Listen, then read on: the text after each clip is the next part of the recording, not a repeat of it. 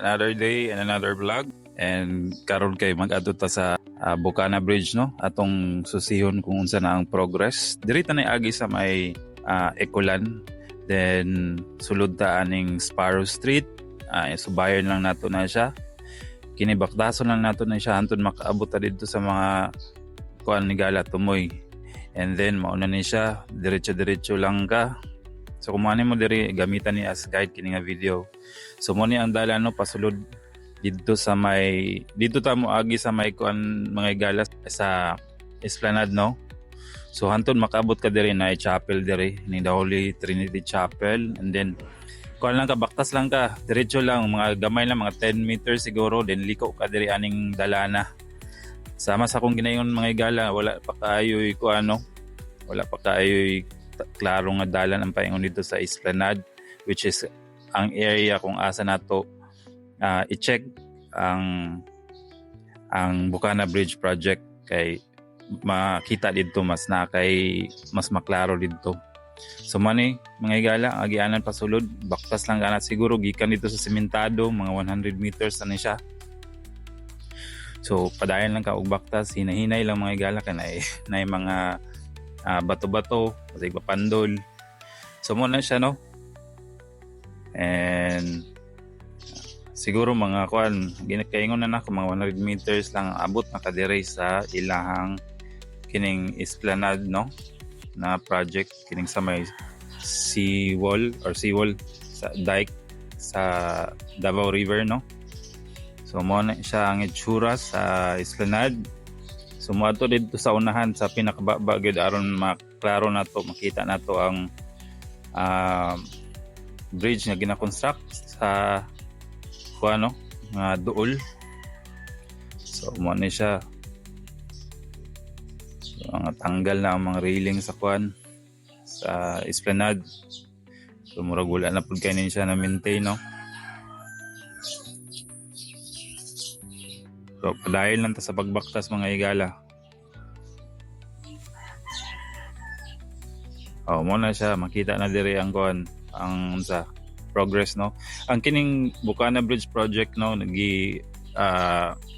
officially nag-start ni siya atong November 2003 and karon April na ta karon 2025. So mga 1 year and mga 5 months more or less. 1 year and 5 months na ang sukad sa pag-start aning project. And atong i-check karon kung unsa na ang development no. So by the way mo ni siya ang kuano Davao River Esplanade diri sa may Ekulan na part or sa Bukana na part. Napoy ani siguro dito sa Pikas pero wala pa ta nakatry dito o bisita. So diri lang atong kuan. Dako po ni siya nga area. Diri subay ta diri sa kuan para mas maklaro na to diri ta sa may dike na gyud mag-agi no. Medyo taas ang tubig karon mga Igala. As you can see. So mao po na ang reason nga naay mga daghan og sa Bisaya pa na siya ang term is gapnod no. Ay mga kahoy-kahoy or mga driftwood nga ginatawag. So muna siya nga gianan Higala pag mag-check ko sa Bukana bridge na project diri ko moagi. Subay-subay ko sa may dike. And then ay mga bangka diri. Na po yung mga tao diri nga nagatambay-tambay. And naga-relax, suroy-suroy. So basta diri klaro-klaro nagidul-dul na lang ni siya sa baba mismo sa Suba no. Baba sa Davao River. Ay mga bata diri.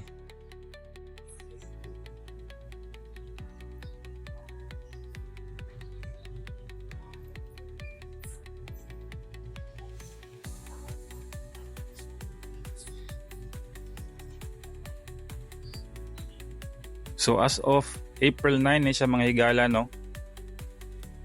Naata diri karon sa pinakababa gyud sa Davao River sa may Bukana area diri sa may Esplanade. Aron ato ang i-check atong subay-subayon ang progress. O kana kung makita ninyo mga higala ang cable no kay naka-attach na ng mga cable nga naka-attach ng mga main cable niya. And then tanaw ni mo didto na ay mga equipment nga naga-move. So timailhan nga nagapadayon ang trabaho despite nga holiday karon. And kini hapit na masumpay ang isa ka haligi o kining pikas hapit na gyud magtagbo na siya siguro mga pila lang siguro mga 1 month or so kasi magtagbo na sila no. So paspas yun ang construction no aning Bukana Bridge man ka mga lang 1 year and almost or about 5 months lang nakapurma na sila o ginana napatindog na. And gwapo po tanawon diri mga higala nindot diri kanay mga mangroves food na although nakasalipod sila sa ato ang view. So sulod ta diri mga higala kay para makita gyud nato ang bridge nga duol ngita ta suksok ta diri. Daghan po mga balay-balay diri mga higala.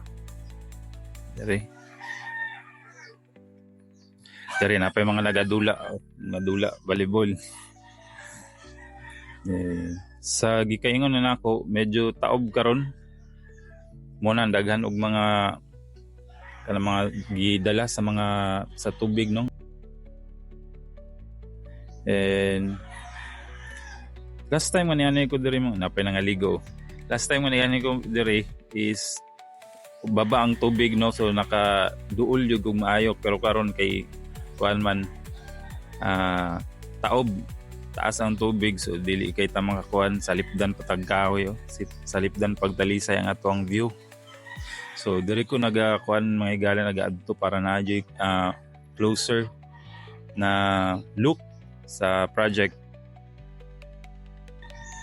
Usbon ako mga higala kining project is financed by the Chinese government no.